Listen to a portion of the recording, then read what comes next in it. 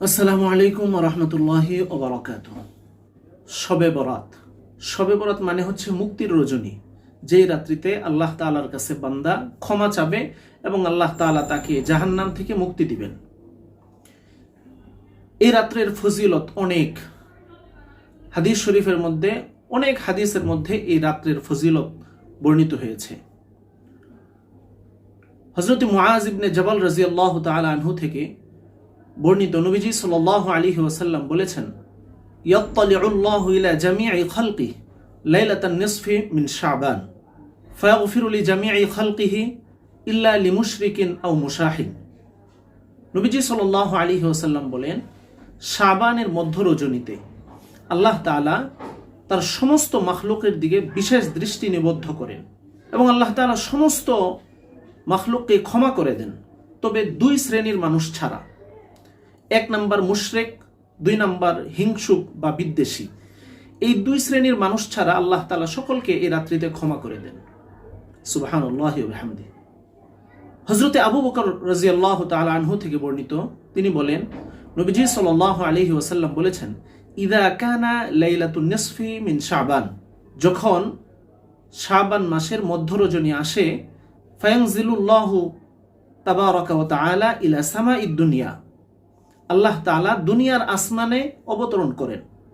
ফায়াগফিরু লিইবাদিহি, এবং আল্লাহ তাআলা তার বান্দাদেরকে ক্ষমা করে দেন। তো এরকম অসংখ্য হাদিসে এই রাত্রের ফজিলত সম্পর্কে আলোচিত হয়েছে। আমাদের সালাফরাও অনেক ধরনের কথা বলেছেন।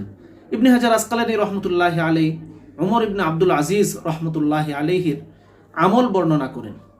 তিনি বলেন যে, আন্নাহু কাতাবা ইলা আদি ইবনে আরতাত, ওমর ইবনে আব্দুল আজিজ আদি ইবনে আরতাতের কাছে চিঠি পাঠালেন।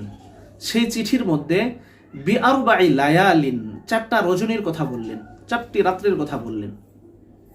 এক নম্বর হলো আউয়ালু লাইলাতিন মিন রজব, রজব মাসের প্রথম রাত্র, ওয়া লাইলাতুন নিসফি মিন শাবান, এবং শাবান মাসের মধ্য রজনী, ওয়া লাইলাতুল ফিতরি ওয়া লাইলাতুন নাহরি। 3 নম্বর হলো ঈদুল ফিতরের রাত্রি এবং ঈদুল আজহার রাত্রি। এই 4 রাত্রি সম্পর্কে তিনি বলেন, এই 4 রাত্রিতে আল্লাহু ইউগফিরু ফীহিন্নার রাহমাহ, এই 4 রাত্রিতে আল্লাহ তাআলা রহমত নাজিল করতে থাকেন। সুবহানাল্লাহি ওয়া বিহামদিহি। ইমাম ইবনে তাইমিয়া রাহমাতুল্লাহি আলাইহি এই রাত্রির ফজিলত সম্পর্কে আলোচনা করেছেন।